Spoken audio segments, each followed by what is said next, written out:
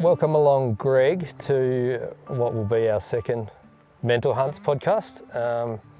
Really excited to have you along. I'll let you briefly introduce yourself in a sec, but I also want to introduce Sam, who's here with us to help guide us along on our hunt tomorrow. So hopefully we can get out and get you a nice fellow buck in Kate's honour. So we're here at Central Otago hunting fellow bucks in honour of your past Kate.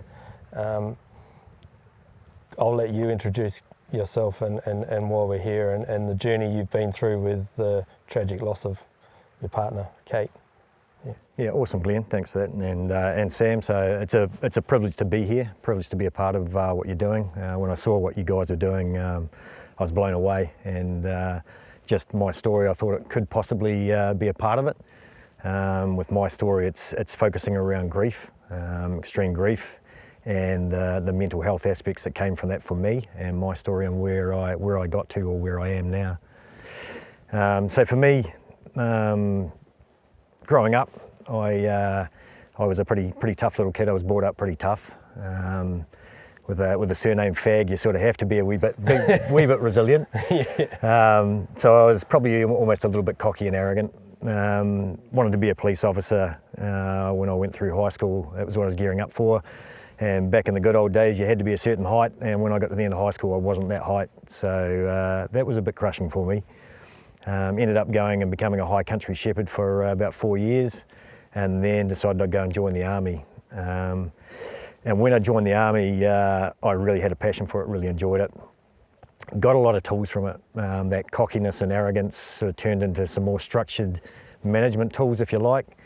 Got into the leadership aspects of it, and really learned how to deal with problems and solve problems. And in my own mind, I could pretty much solve any problem. There wasn't something that I could come across that I couldn't bridge or blow up and get out of the way and deal with. When I met Kate was amazing. She's my soulmate. She was just a female version of me. Extremely driven, passionate about what she did, very, very strong mentally and physically. We both had the same similar aligned passions, so we loved the outdoors, we loved tramping, we loved fly fishing, but our greatest passion was hunting. And so we spent pretty much all the time together. We were best mates, absolute best mates. And last year we ended up heading out on a hunt, going into a block that we'd balloted in the Blue Mountains in South Otago there. And it was a block that we'd hunted before, hunted numerous times before, but we decided we were going to hunt it a bit differently and come in from a different area. So we hit the block that day and started our hunt. Both got a couple of dogs. I've got a GSP and she's got a Vizsla, Hungarian Vizsla. And so we sort of follow our dogs. And usually when we're hunting a block, we'll separate. So we'll go and I'll hunt one side of the river and she'll hunt the other side to sort of maximize our coverage of the area. But because we were hunting it differently, we decided we'd hunt together and stay pretty close together. So we're following our dogs, and the dogs were leading us in different directions. So we'd sort of part, follow the dogs, and then we'd end up coming back together again, sort of have a kiss, cuddle, catch up, and then carry on our way again. Not long after we started hunting, we heard a buck barking, and there was no reason for it to be barking. It was quite uncanny. We're a long way away from where he was. We're in thick bush, so he couldn't have seen us, he couldn't have heard us, and we had a good upwind, so there was no way he could have scented us. So we carried on with our hunting, and he kept on barking the whole way through the morning hunt. And then about 11 o'clock, Kate and I married up again, and she said, I think I know where he is. I'm pretty sure I know where this deer is. So I'm going to go for it. So I said, cool, well, I'll just stay at the level I'm at, work around the face, and I'll lead you to it. And that's what I did. So I sort of carried on around the face. Kate started off, and not long after the hunt, we touched base on the radio. She's letting me know where she was and where she thought it was, and that was cool. Just after lunchtime, there was a gunshot, and I thought, cool, she's got it. And our rule of thumb is if someone shoots an animal, the other person will go to them and then help the other person out with the animal, and then we'll come up with a plan and either pull out or come up with a new plan for hunting, sort of thing, carrying on. So that was what I did. So I tried to raise her on the radio and couldn't get hold of her, which wasn't wasn't uncanny with the rhinos that we were using. The way we had them set up, sometimes the batteries would pop off them, and so they'd turn themselves off. So I wasn't overly worried. Where I was high up on the ridge, and it was in a really nasty little gut, so I had to sort of wendel my way down, hit the main river, and then sort of backtrack along to get to where the last point I knew where Kate was, which was on the GPS when we talked on the radio. So I got there, still trying to raise her on the radio, and got nothing. I sat there for a bit, and then I did the old bushman's cooey, the old Australian bushman's cooey, and didn't hear anything back. So it was then I started to get a wee bit concerned.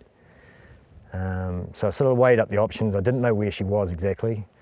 And I think probably looking back, the concern is what drove me to head up. And I thought, well, she could have possibly gone up. If she's going to go up, it'd be the shortest route back up to the road. And that could be potentially where she was. So I headed back up the hill, got up to the road and hadn't run into her. Got on the road and I could see our tracks going in, but there was no tracks going up the road. And where we had parked was a wee way around the corner. So I thought, I'll go around, I'll pick up the truck and I'll come back, which is what I did. When I got back to the truck, I grabbed my cell phone and put a couple of notes. I put one on the dash and one on the driver's seat, basically saying, if you've got communications issues, fire a shot and I'll come to you. And then I headed off back down to the last known point where I knew she was. So got back down there, did the old cooey again, tried to get her on the radio, nothing. So I unslung my rifle and picked out a stump and fired 3 shots in quick succession at the stump. And there was nothing back, heard nothing back. And that was when I knew, heart of hearts, that something was quite wrong, quite seriously wrong. So it was about 20 metres down to the river from where I was. So I headed straight down to the river. I knew roughly where she was heading, the direction, so I started heading upriver. And a short time after heading upriver, I come across her tracks. So I started following her tracks. And as soon as I got up onto the top of the bank, I started calling her wee dog's name, Maya. So I was following her tracks and calling out for Maya. And about 5 minutes later, Maya came running up to me. So I kept on going in the direction that Maya had come from. Was picking up the odd track here and there, and come to a large set of bluffs, and my dog Scout headed up around the bluffs, and I thought, okay, I'll head up there. So I had to backtrack a little bit, come around the top of the bluffs, and when I got around the top of the bluffs, I could see Kate lying down. She was facing away from me, lying down. So I headed over to her, sort of hoping that she'd just fallen over and hit her head, and knocked herself out.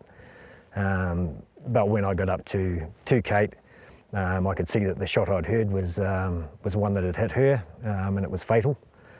It was in an instant. She passed away instantly. So that was the good thing about that. If you want to take a good thing away from it, and so yeah, that was a massive shock. I'd lost my soulmate. All my dreams for the future, everything that we'd planned, every special moment was just gone in an instant. And in those moments, I let a lot of energy out in the bush. I cannot even imagine the feeling of coming across your loved one like that would, you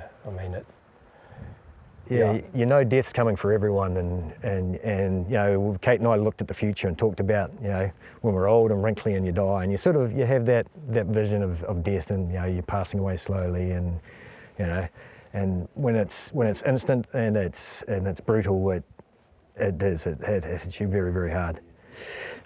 So from that moment, obviously a hell of a lot would have been going over your mind. Mm-hmm. Before. Like, where did we go from there? Like, I mean, myself, I think, what would you do in that scenario? How do you pull yourself together and actually to raise the alarm? Who do you call? You got a long way ahead of you. You got no service. So where did we go from there?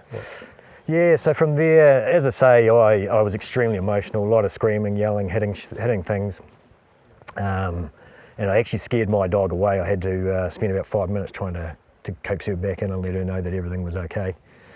When I got her back in, that was when I switched to what I call mission mode, so back into the old army mission focus, and that was I needed to get Kate out of there. So I got my locator beacon out, PLB out, activated that, and then I got my GPS out and did a grid reference of waypoint of where she was, and then spent a little bit of time just saying goodbye and headed on back up and out. Just as I got almost up to the track, I was still in the bush, my phone went off.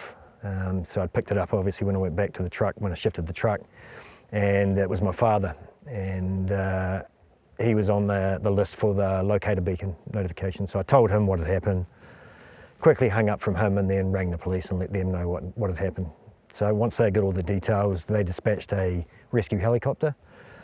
So I just waited up by the truck. It took about 3/4 of an hour for the helicopter to turn up. When it did, because of the terrain and where Kate was, they were struggling to get a fix on her location, so they were flying up and down the gully. So I rung the police back again, got them on the phone, they got hold of the chopper, and I was able to guide them into where I was. So when they touched down, they were talking to the police, and the police asked the chopper crew to go in and verify Kate's death. So the team asked me to take them back down again. So we headed off back down. So it took us about half an hour to get back down to where Kate was. We got up to the accident site, and they could see before even getting there that she'd passed away. So they then took their own waypoint GPS bearing of where she was, and one of the boys was having some trouble with his boots, needed to sort out his boots, etc. So in that time I got to spend a bit more time with Kate, which was really, really nice. Just having a wee cuddle, stroking her hair, giving her a couple of kisses and the likes. And then we headed back out. So back out and up again. And yet again, I was sort of more guiding the guys back up. It was sort of focused on getting them back up. Got up to the top, and one of the police officers from Balclutha had turned up. So extremely sympathetic about what had happened, and was basically just there, just keeping status quo, essentially, waiting for the investigation team to turn up. About an hour later, the investigation team turned up, and I was still pretty much in mission mode, so trying to give them as much information as I could. So they processed me, so they took my fingerprint swabs for gunshot residue, grabbed my rifle, took my GPS, grabbed all those sort of things, and then the chief inspector set about taking a statement from me. So we sat in the back of the car and just went through what had happened and the likes. And that was when I knew I was going into shock. So there was a question that she asked, and I can't remember what the question was, but it was a very simple question that I should have had the answer for, but my brain just wouldn't compute. I just couldn't find the answer. Yeah, and I knew at that stage that I was toast. So this is so it was 40 minutes an hour, so we're getting a couple hours, about 2.5 hours later. Yeah, probably even longer than that. Even longer, yeah, far out. It's a long time to stay strong processing enough. it all, and Yeah, and so Getting a tear in my eye listening to the story, and they sit there for 2 hours. yeah, probably the hardest moment. It was actually the hardest moment through all that was when the police team turned up. I said, look, I need you to get hold of Kate's family. Yep. And they said, yep, we'll take care of that. Kate's got a son, 21-year-old son, and after I'd made the statements, I was sort of milling around. We're just waiting for another team to turn up, and the phone rang, and it was Kate's son, and he was inconsolable, absolutely inconsolable, as you can imagine. Just found out he's lost his mum, and that broke me down quite a bit. It was real hard. Did you meet him in town after? No, he was down in Invercargill. So okay. So once we started getting the funeral arrangements sorted, he was up pretty much straight away, sort of thing. Yeah. So yeah, then we were waiting for the Landsar team to come in. Where Kate had passed away was in some really, really horrible country, really, really nasty country. So they turned up at about 7:30, got their briefing, got their gear sorted, and they headed off. The chief inspector said, did I want to hang around? And I could tell, obviously, he was in shock. I'd been up and down the hill 3 times that day, and I knew I was worn out, and I knew that those guys were going in to get her, and I could be happy in the fact that I knew that she was going to be looked after. So I said, no, I'll head out of there. So the police took me back to the hunting lodge, Deerstalkers Hunting Lodge, and all my family and friends were there. So we headed back to Dunedin, back to home again. Got back home and more or less jumped into bed and just lay there waiting for that call. And 1:30 in the morning, I got a call from the inspector saying that the team had managed to get her out. So it took them a good long time to actually haul her out again. And so I finally dropped off to sleep. Everything just relaxed, and I dropped off to sleep. You just would have been mentally drained. Absolutely, yep, shot to pieces. So what do you do from that moment? So now everything's just fallen around you. Like I myself just can't imagine how I would get past it. And the time we've spoken between, the last 6 months or so, the strength you've shown is incredible and inspiring. So did you go back to work? Obviously there was a week, then you've had a funeral. What did you do after that? Like obviously there was a lot of emotions, the one thing you love, hunting together. Yeah. Everything was just flipped upside down in a split second. Yeah, absolutely. So where do we go from that moment? You've had a good sleep and you wake up and it's like... Yeah, and then I was back into mission mode. Well, no, I won't say I'm back into mission mode, but there's obviously a massive outpouring of grief. And I remember, being on the floor and having a shower and just dropping to the bottom of the shower and just in the fetal position, just crying and so you got those massive outpourings of emotion and loss and everything that goes along with that, and that sort of comes in waves. And then probably the day after, I jumped back into mission mode again, and that was, right, now we need to prepare Kate's funeral and get the family here and from over in Australia and down from Nelson, up from Invercargill, and I was back focused again. And through that week of preparing for Kate's funeral, it wasn't overwhelming. It was more just doing this right for her, getting everything right for her. And unfortunately, with the nature of how Kate passed away, it took quite a while for the coroner to release Kate's body back to us. So there was a wee bit of stressful time because it was getting closer and closer to the date that we picked for the funeral, and really hadn't had any time to spend with her. And so about 5 days later, the coroner was able to release her body. The funeral home spent another day with Kate, just preparing her, and then we were able to go and visit her. And so I let the family go first. I wanted them all to go first, so they got to have their time, and then I got my time. And I remember the funeral director said, "Look, hey, are you a bit worried about this?" And I had the biggest smile on my face. I said, "Look, I can't wait. I just really need to go and see my girl," sort of thing. And I got in there, and the funeral home had done an amazing job with Kate, and I just let it all out. Let it back out like I was in the hills again after I first saw her, and then just got to talking to her and dealing with that. And that was really cool. And I spent a good amount of time with Kate. And then a day and a half later, it was into the funeral. So we had the funeral. It was an amazing funeral. It was the best funeral I could have hoped for Kate. Everyone just loved it. It was just a real celebration of her life and the person that she was, the amazing person that she was. And then after that, you had the family hanging around, well, not hanging around, but still around, sort of thing. So just dealing with them for a couple of days and spending time with them. And then it was back to work. I decided I'd get straight back into work. And that was great. Is that a good idea? It was. Yeah. Keep your mind going? Or? 100%. Yeah. It was a distraction. And people were coming in and giving their sympathy and the likes and their condolences. And I was just sort of pushing through it, just going, accepting it and saying thank you. And that was fine. I'd be at work. As soon as I got in my truck and started driving away, then I'd let it out. I'd cry, I'd sob, or do whatever I needed to do. Getting home, I just carried on with home life.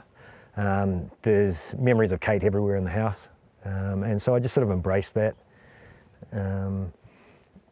And that's the way it was for about a month, I suppose, at least a good month.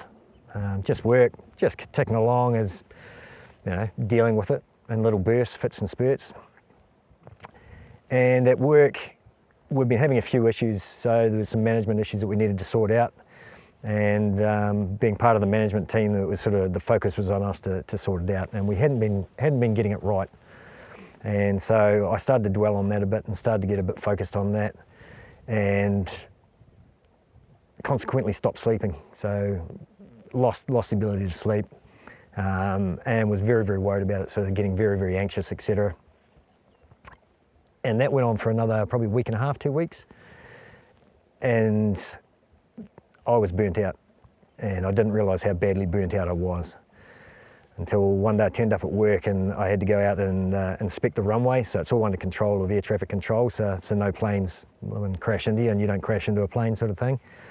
And I've done it 100 times before, 1,000 times before, and the calls coming off, the radio calls coming off the runway are exactly the same.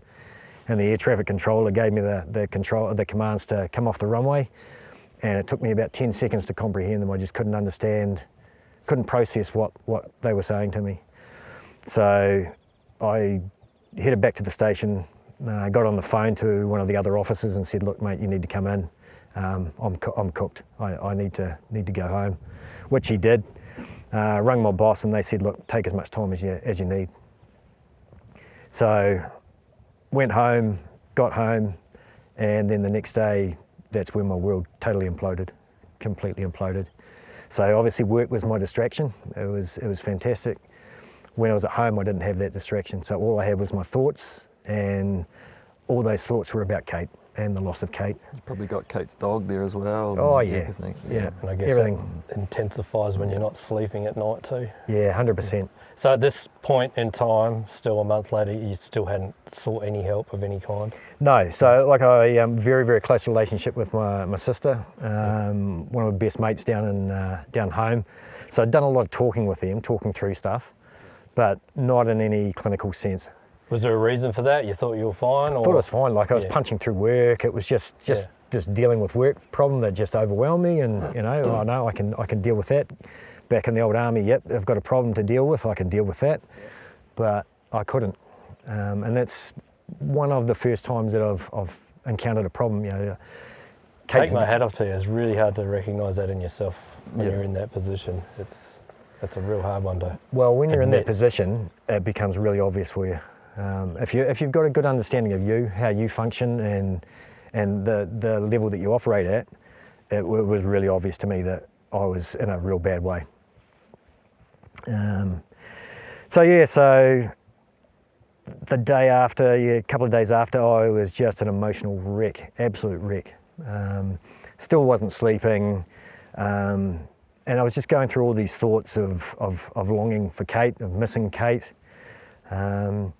The thought of being only 50 and potentially having another 40 years of life without my soulmate was absolutely terrifying and petrifying. The thought of moving on from Kate and finding someone else repulsed me. Really, really, really upset me. It was probably the biggest thing that upset me. Just walking away from the memory of Kate just absolutely killed me.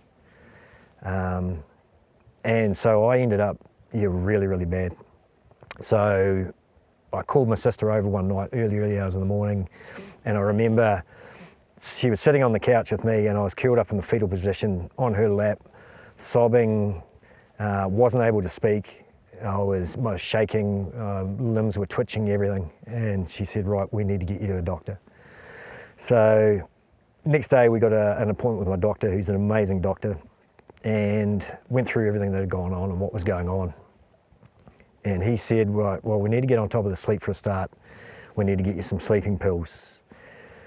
The thought of taking pills absolutely terrified me again, and that was another thing that just had me spiraling out of control. Was the thought of going on pills and becoming addicted to pills, and having to have them as a constant really, really petrified me. And I'd heard of stories in the past where people were diagnosed with depression and were on medication and had their firearms license taken away from them. And that thought just absolutely crushed me, because the one thing that Kate and I got the most satisfaction out of, and where I got to my equilibrium, where I found peace, was out in the hills. Yeah. And to lose that, I was just terrified of it. Yeah, I can totally understand that. And the one thing that, it's a tricky one, because it's one thing you don't ever want to lose, but it's also something that was what lost what you had. Yeah. Yeah. Yeah. To lose that again, be like losing two things that Yeah, 100%. the only thing you got connected to. And the only thing that sort of gives you that respite and that happiness, you lose that again. So yeah. Yeah. So this is the navigational process that a lot of New Zealanders are going through at the moment. Of essentially, people are saying, "I'm not going to get you help. I'm going to lie. I'm not going to do anything." So you carry on. How did that end up unfolding for you? Well, at the end of it, I'll tell you where I get to at the end of it, but it's pretty positive process. Yeah, it is a really positive process. If you need help, you need to get help. There's no doubt about it. No matter how strong I thought I was and resilient, there's no training for a sudden death of someone you're that close to. There's no going back from it. You can't solve this problem. And so it just overwhelms you, completely overwhelms you. You need to get help. Yeah, prioritise yourself over your firearms. 100%. It's only going to snowball and manifest and be. And to be honest, when you're in that position you're in then, and I've said it before, would you have really enjoyed your hunting in those moments? No, and you need to get yourself better to enjoy your hunting. Absolutely, and I've got some experiences with that later on in the story that actually allude to that, exactly that. Yeah. So at the doctor, and he prescribed me some muscle relaxants, some sleeping pills, and some antidepressants just for the anxiety. So I come away from there, I was pretty upset. He also put me in with a sleep counsellor who was just down the hallway. Had a great talk with her, and she gave me some really good tools for getting on top of the sleep. So in the next week, I was still upset, but I was able to sort of calm myself down a wee bit. So by the end of the week, I was back to work again, back to work just like it was before. I was sleeping, and I was on the sleeping pills. And about a week later, going through the sleep techniques that I've been given, I was actually able to pull myself off the sleeping pills. And I was probably having one a week. There'd be the odd time it would catch up with me, and I knew I needed to have a pill, but I was able to pull back from them. So they were a great tool at the time just to get me that sleep, which was half the problem. You know, when you're exhausted, you're absolutely exhausted, you've got no energy to battle those problems, to be strong and help yourself.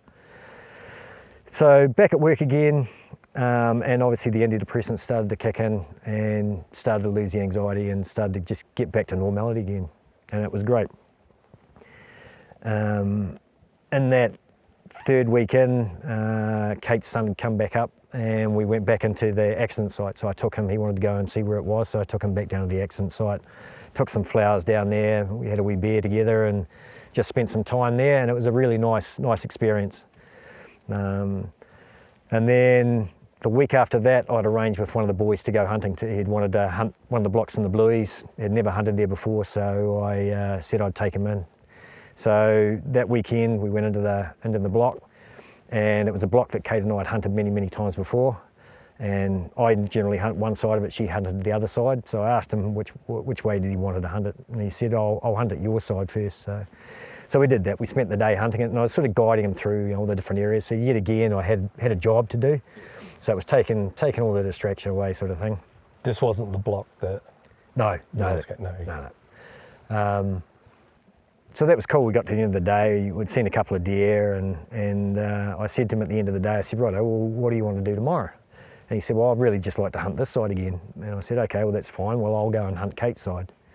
So that's what we did. We hit the block again the following morning, and he went on his side, and I went up on the side that Kate normally goes on. And as soon as I started getting into the bush, there was familiar things in the bush. There was familiar moments with Kate, and it all come flooding back again. So there's a lot of emotional outbursts, a lot of tears. But I carried on with the day, carried on with the hunting. Couple more episodes of tears, etc. We finished the day, got back, and it was an okay sort of a day, sort of a hunt. I decided I needed to get back in and do it properly and do it by myself. So I booked the block again for the following weekend and went back in there and hit the block first thing in the morning, started following up where I normally go, and got about 3/4 of an hour into it, and just my heart wasn't in it. I just felt like I didn't want to be there. Really just didn't feel comfortable in the bush. So I decided I'd head out. So I decided I'd head up to the top of the ridge, use the ridge and come back down to the truck. And as soon as I got up to the top of the ridge and got out into the sunshine where it was all clear, it was like all the energy in my body just disappeared. I felt like I had a 40-kilogram pack on my back. I just had nothing in the tank. And so I dragged myself back down to the truck, got into the truck, opened up the windows and just sat there, and I just sobbed and sobbed and sobbed and sobbed and sobbed and sobbed. And the craziest thing happened was there's a male tomtit come flying down, and it landed on the passenger side windowsill and just sat there and just chirped at me. And it chirped and chirped and chirped, and it stayed there for about 25 minutes, 30 minutes. It would fly away, 5-10 meters into a bush, or it would fly up to the top of the antenna on the truck, and then it would come back down and it just sat there and just chirped and chirped and chirped. And I just ended up calming down, just stopping the sobbing, and I felt good. I felt, like I'm not into theology and all that, and I don't know what's the next step after life is, but it just felt like a special moment. Real nice moment. Yeah. Sure. So I said to the wee tit that I was going to be all right, and just headed off and left him there, sort of thing. So that was cool. I thought, okay, well, I can do this. I can get back into hunting. And probably going back a step, in that week where I absolutely imploded, where I needed to go see the doctor, my best mate Corby, he come round, and he's a mad keen hunter. We've done a lot together, and I was talking to him, and I said, look, I don't think I can get back into hunting again, mate. I'm trying to push myself. I know I want to, but I don't think I can. And so we had more of a conversation, got into the conversation, and at Christmas time, Kate and I had been chasing a chamois buck up Queenstown, and yet again, Kate went one way, I went the other way, and she found this buck, and he was a ripper. He was at least a good 10-inch buck, and so she put a stalk on him, and he hadn't seen her, but he started to move off. So where I'd gone round to, he actually come round to where I was. So I was in a prime spot to actually see him, and so I was on the radio to her, just talking to her on where he was. And she come round, she was in between me and the buck, and she's only about 50 metres away from him, and there's this massive rock in the way, about half the size of a house in the way. And she sort of snuck around the side of the rock and was looking in one direction, and unfortunately the buck was looking straight at the rock and saw her, and off he went. So I was reliving the story with Corby, and Corby said, that's it, mate. He said, that's it, you've got to go get that buck. That's Kate's buck, you've got to go get it. And it was just like a switch had been thrown inside me. It was just, yep, you're right, that's what I've got to do. And so I sort of pushed myself to get back out, and that's what those two hunts were to get myself back out there again. So jumping back after that second hunt, a couple of weeks later I had to go to the Deerstalkers conference up in Christchurch. And so headed up the road, well, it was up in Ashburton, heading up the road, and one of our most favourite spots to hunt is Wainakarua. And you can see from the road where the tops are where we used to hunt. And as I was driving past Wainakarua and saw those tops, I imploded again. And it was completely overwhelming. It was just a massive anxiety surge that just was incredible. I'd never had one like it before. It was just complete panic. It was just, and wasn't really thinking about anything other than just looking at that place again. So driving him back on up to the conference, I was still in panic mode. And when I got to the conference, I just didn't want to be around people. I was absolutely petrified of being around people. And a lot of these people were my friends and had a lot to do with. I just didn't want to be around them. So I forced myself to go through the doors and sort of be around people, but I needed to get out there. And there was a good mate who was up there, and I said, look, we just need to go to the pub, and I just need to have a breather. And so I went to the pub, and unfortunately there was a whole lot more people that were up for the conference that I saw there, so I didn't really get that respite. So we ended up going back to the conference for the function that night, and they had some really good guest speakers, Dame Linda Top and Willie Dooley, and really started enjoying the night. It was a really good night, and really did enjoy the night by the end of it. So driving back down, I was good. I was back in control again, driving back down. Got back to work again, and everything was good. I was sort of settled back into life. I went out and was just sort of really engaging with some of the stuff, going on the walks that Kate and I used to do, and was really enjoying that. Obviously there was a lot of emotion still, lots of talking to Kate, lots of tears. And then roll around September, there was a hunt that a lot of my army mates, ex-army mates would all go on. So in a station up South Canterbury. And we go up there and we take a lot of fallow out and wallabies out for one of the local farmers. And I've always looked forward to catching up with the boys, and nothing was really different from it. But as soon as I got on the road, I just going, this is going to be horrible. I'm going to hate this. I'm not going to enjoy it, and this is going to be a shit weekend. And I was just thinking that the whole way up. I was just going, this is you going back into hunting. You're not going to do this. And met up with the boys up at Cave, up South Canterbury, and as soon as I touched base with the boys again, everything was right in the world, and it was just, I knew I was going to be right. Around your friends. Yeah, around my friends, and we got in there and we spent the 3 days that we normally spend in there, and just had an absolute ball, and that solidified that I was back into hunting.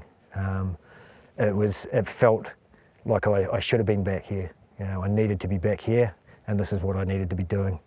And it was just so relaxing being in the hills. It was just, seeing the animals, taking the animals, just the camaraderie with the boys. It was just that experience that what hunting is to me is, that release, the relax, that camaraderie. It was everything that it was and always was. So that was fantastic, absolutely fantastic. And that getting out in the hills is pretty much from what you're saying, brought you right. Helped you right. So if we take it right back to that first meeting with your doctor, with the medication, I mean, could you imagine, how do you reckon you'd be coping right now if you did have your licence removed from you? Do you think you would have still got through, or do you think you'd be still battling? I mean, we're only a year in now, and you're doing phenomenal as far as I'm concerned. And I put that down to being able to embrace nature, get out and do what you love together. 100%. But even that doctor's done an incredible job as well, like not going through other processes that they could have went through. Yeah. Oh yeah. He was fantastic. Like not being risk adverse. Exactly. Yeah. He had tears streaming down his cheeks. I said, I think I'm going mad. I'm losing my brain and mind. And he said, you're not. He said, you've had this most horrible thing thrown upon you, and this is you trying to deal with it, and you can't. He said, you're going to need help. You have to get help. And so a lot of people go through grief, but to go through grief like you've been through, the situation, the story, is just it's incredible to hear. It is a tearjerker. I'm bubbling up a little bit here myself. Yeah, you'd never wish it on anyone, and only those that have been through that sudden loss will have an understanding of what it's like. You can't prepare for it. There's no way you can. And so, and along with that help was also counselling. So around the time where I come back from the Deerstalkers conference, I decided I'd put myself into some counselling. I'd been talking to my mate Corby and talking to a couple of other people, and relying heavily on my sister as sounding boards and emotional offload places. But I felt I needed to actually take the pressure off them and actually do it properly through a counsellor. And I was very, very fortunate that I found a damn good counsellor, and we sort of gelled with right from the get-go.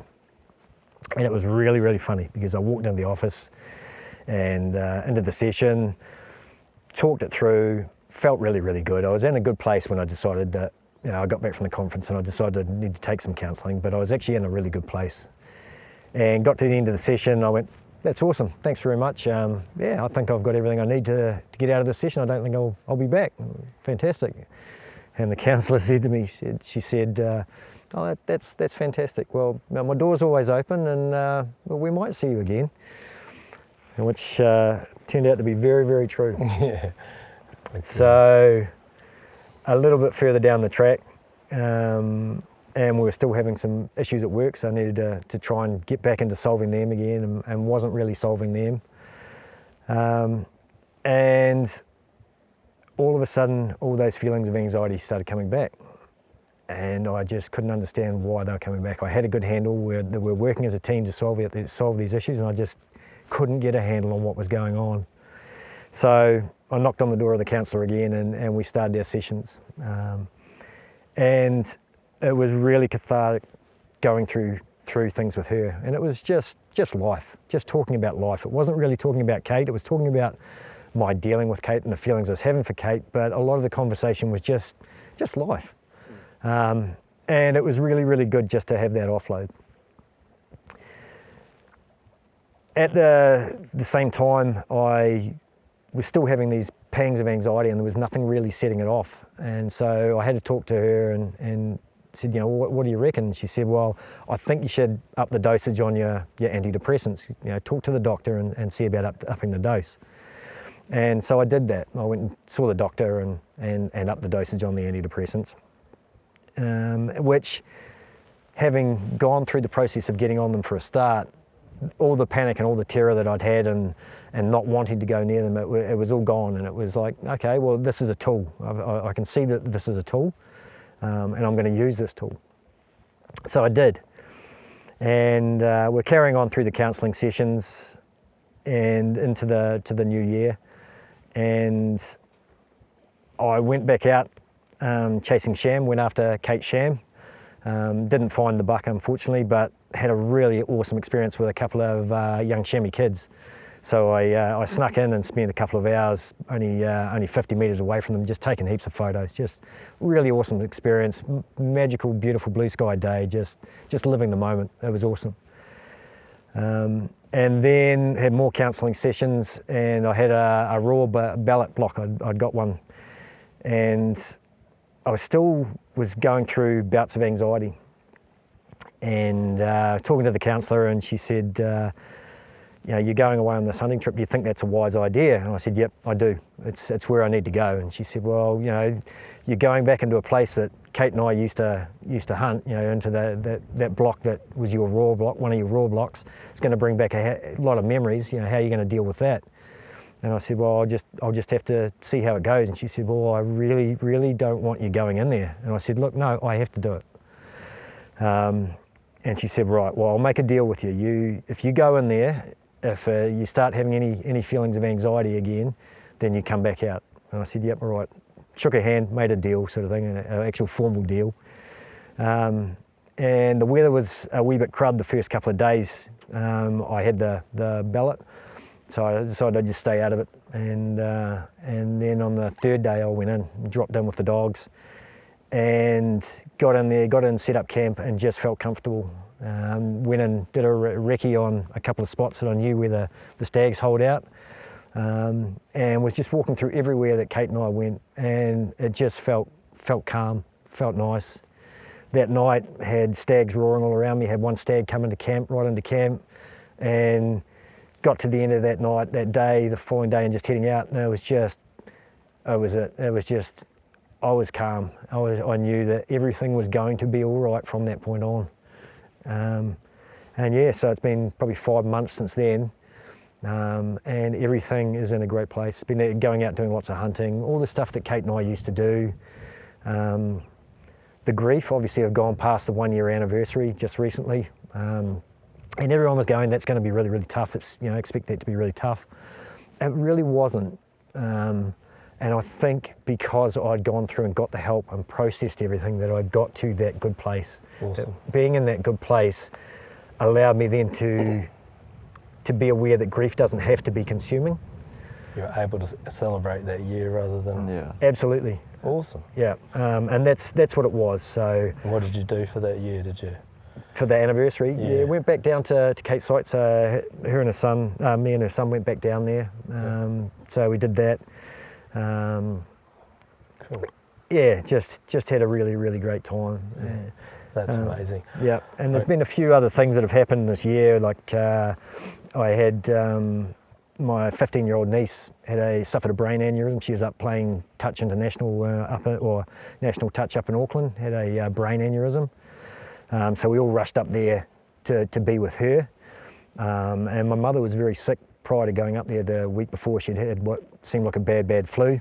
And while she was up there, she really went downhill. So we decided that we'd give my sister and the family a bit of space, get mum back down home and get her sorted out and then come back up. So we got back down home again and got mum to the doctor and found out she'd been diagnosed with cancer. So had You've these really two. been kicked by life for the year, haven't you? Oh, yeah, we've had a few things to deal with. Yeah.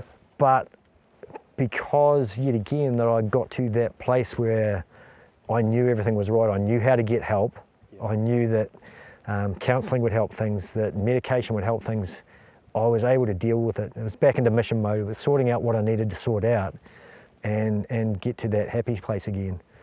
And one of the things, as I said, get back to it, and you sort of alluded to it more or less at the start of it, was, I was petrified of losing my licence, and there's a lot of way the GP that could have gone around it, and there's a lot of way it could have been handled. But because I got that help, both the counsellor and the GP said, look, and the chief inspector that I was dealing with, so police were fantastic all the way through this journey. They said, look, we know that what you're going through is a result of Kate's death. We know you're not a danger to yourself. If anyone was to try and take your licence, we will be there, all three of us will be there just standing there going, nah, back off. And that's the amazing thing that I took from this process. There's a lot of miscommunication, there's a lot of bad history that has happened in the past, but a lot of that is being sorted out, and it's being sorted out at the moment and continually sorted out.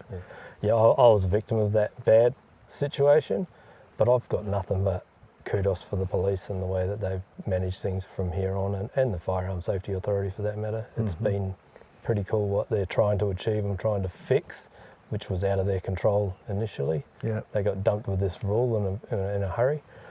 A couple of things from your story. Firstly, it's just incredible the way you've bounced through it, put yourself in those positions where could have either broken you even more, but have pushed your way through. A lot of people wouldn't have put themselves into that. No. Like, the process you've gone through is pretty amazing. Yeah. You've put yourself out there to get help and to do it. Yeah. And I think secondly, huge kudos to your GP and your counsellor for not hitting the panic button. Oh no, mental health, firearms, let's take his, that could have led you down a garden path that, hopefully you never have to experience. But 100%. I know what it did to me, and I had not even the connection you had with your firearms and the love of your life was way more than I had with my firearms. And, I know what it did to me, the effects it had on me. So, yeah, huge kudos to those GPs that did their job correctly to decide whether you were fit and proper, and clearly you were in getting help. For anyone listening to this, what advice would you give someone? Because obviously there's a lot of people, we hear a lot of people telling us that they don't want to get help. You get the keyboard warriors telling us, just lie, don't tell anyone, they'll take everything. But that's not solving the problem, is it? No, it's not. No. From someone who's firsthand been through, and this was very recent, only a year ago. Obviously mine was 2019. There wasn't even the Firearms Safety Authority then. So, the fear's still there. Yep. And this is something we're trying to break down and say there is ways to get help without losing your firearms. What advice would you give someone listening to this that's in a hard place, whether it be grief or depression? Yeah, so everyone's journey is different. They're individual journeys. Obviously mine with grief, even that journey's, it's an individual thing. But there's a lot of commonalities within that. So I got sent a book from a mate over in Australia, was called It's Okay Not to Be Okay. And it was written by a grief counsellor psychologist. And she wrote it because she'd been for years dealing with grief of others, counselling them. She was engaged to be married. They used to live beside a river and go swimming in it most days. They'd had a bit of rain the night before and the river come up. Her fiance decided he wanted to go for a swim and got swept away in front of her eyes and drowned. And just going into her journey and the things that were going through her head were the same things that were going through mine. Like, she was a psychologist, a psychiatrist. She didn't want to live. She was constantly having to talk herself out of driving her car into a truck. And it's understanding that those things are normal. You know, if you've lost someone that you dearly, dearly love, you know, you want that pain to end. And so thinking about taking your life or thinking about just not wanting to be there is a normal thought and a normal reaction.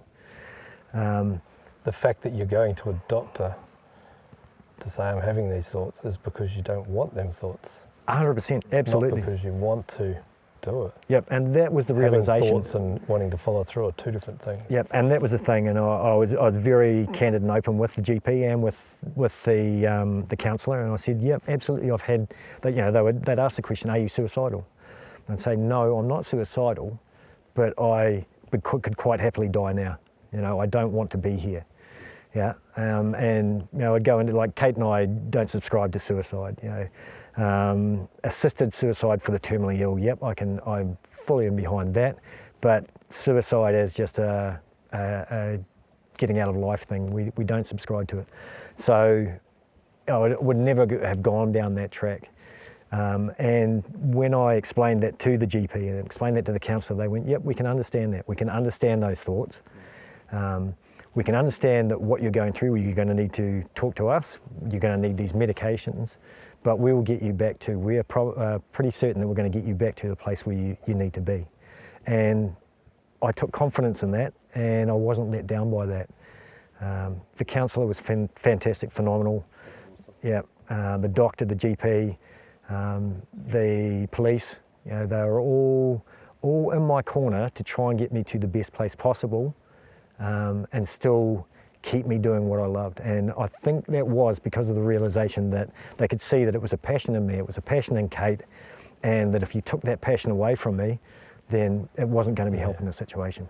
And I think contrary to what a lot of people believe, that the police are trying to take firearms off everyone, the Firearms Safety Authority don't want everyone to have guns, it's such a myth, and I know firsthand that they are working to try and re-educate the practitioners about exactly these sort of scenarios. Obviously, if someone's not well and they want to use their gun for something, yeah, take their gun. But they don't have a job if there's people who don't have firearms. Yeah, well, exactly. Exactly. Yep. Yeah, they're there to help. Yeah. So it's really comforting to hear that at this current time, good things are happening, and I think it is going to get better. And I think this fear of not seeking help, in fear of losing your license, is going to get better. It's going to be slow, because with that knee-jerk reaction to Christchurch and what got thrown in such a hurry has created such a big mess. But and the stories from my time are all still trickling through, which aren't happening anymore, which is good. You know, there's the odd story, but sometimes you don't hear the whole story, and maybe that had to happen. They've had to make that decision for a good reason. But yeah, I'm really pleased to hear a positive story, and the inspiration I've got from you, from your story, is phenomenal. I mean, I'm still on a journey, and I'm going to be on one for the rest of my life. So, you know, I got a lot of tools from seeing counsellor, and, you know, and I'd go back anytime. It was only a few weeks ago I had to pull them out of the bag again. I was having a bit of a downturn, but you know, that's all it was. It was just a turn in life, and, you know, who's to say in another year you're not going to need to go back to your counsellor, and it's so good to be able to turn to them when you need them. And I rate getting support when you need it, and forget about your firearms. But yeah, so good to hear that the practitioners are doing their job. Absolutely. Yeah, with my plan for the future is to come off the antidepressants. I'm sort of looking at probably halfway through next year to come off the antidepressants, and I'll see how that goes. You know, but what I'm now aware of is that if it doesn't work well, if I start getting the anxiety problems, you know, or issues with anxiety, then I can go back on them. And if that happens, then I'll just stay on them. You've got steps that you can go back to. 100%. Yeah. And it's just these tools that are out there to help you, and they will help you, and they do help you. And medication for some doesn't work. Like what works for me probably wouldn't work for Sam, or maybe not work for you. I don't know what you're on, but I'm on medication myself, and I think this is another good time to reiterate this myth that everyone has, that if you touch medication, you're going to lose your firearms. It's not true. You know, you've got to disclose it and say, yeah, I'm on medication, but it doesn't mean you're going to lose it. You're a prime example, and so am I. I've got friends that are on it. And I had my never license. even had a phone call from anybody about it. They haven't. I had my license revoked and then had it reinstated while on medication. You never had your firearms taken off you. You're now on medication. You still have your firearms. So I mean, there's proof right there that they're not out, and we're putting it all over the world to see. So there's no secret. Yeah. So yeah, people need to realise if you need to go on medication just to get you through a rough time, give it a go. Try it. You know, that one tablet might not work. Try a different one. Work with your doctor. Work with your counsellor, and do whatever you got to do to get better. Because, like I always say, you're not going to enjoy your hunting when you're in that space. I mean, if you didn't seek the help, you probably would have stopped hunting just because you would have been hating it. Absolutely. I mean, I'm guessing that, but oh, absolutely. And yeah, as to say, the first couple of hunting trips, you know, that was exactly it. I did hate it. It was. I didn't feel like it was where I was supposed to be. You had no tools to support yourself, and nothing at all. Oh. And the other thing with the medication is like it's the antidepressants, or I assume you're on antidepressants as well, but they treat a whole raft of mental illnesses. So like mine's for anxiety. You know, it can help you with a lot of different things. You know, you don't have to take these pills and then you've got depression and you're a basket case. That's not why you take them. It's just a tool to help you get to a place where you're equal again. Yeah. And my scenario, I went off them, and that was when all the shit hit the fan. But I'm back on them now. But I've decided, and I'm prepared to be on them for the rest of my life. Mm-hmm. It just takes that edge, gets me through those rough days, just puts me on a bit more of this than ups and downs and the big troughs of life. So yeah, yeah. Anything I've got from not you, much to Sam? say then again. No, it's just an incredible story and your journey you've been on. And to be sitting here and then we get to experience it with you. So. Yeah. No, so while you're here, we're out in hope to chase a fellow buck, and in that honour of Kate for the fellow buck that she never got to get. So hopefully in the next couple of days we can get you out and we can get you a nice buck for Kate.